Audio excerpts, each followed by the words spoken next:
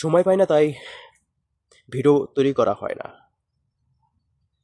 আর এমন একটা গুরুত্বপূর্ণ কথা বলতেছি, আমার চাচাতো বোন নিজের গলায় নিজে রশি লাগিয়ে আত্মহত্যা করেছে শুনেছি। পরবর্তীতে পোস্টমর্টম অনুযায়ী সে দেখলো হয়তো বা যে মারধর করছে এরকম কোনো ঘটনা আছে তার সাথে, এখনো পোস্টমর্টম রিপোর্ট বের হয় নাই। কিন্তু এ কথার প্রেক্ষিতে একটা কথা বলতে চাই, যারা বোন আছেন, ভাই আছেন, আত্মহত্যা কখনো করবেন না। শেষ চেষ্টা পর্যন্ত একটু করুন, শেষ চেষ্টাটা অন্তত করুন বেঁচে থাকার।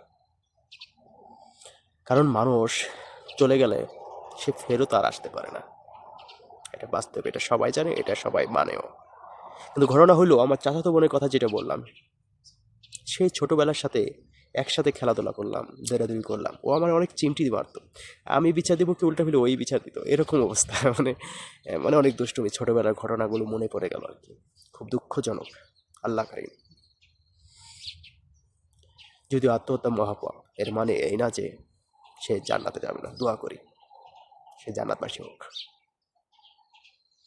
আর কেউ যদি আত্মহত্যা করেও, তার মানে এই না যে সে গুনার ভয়ে, এটার ভয়ে, এগুলি না।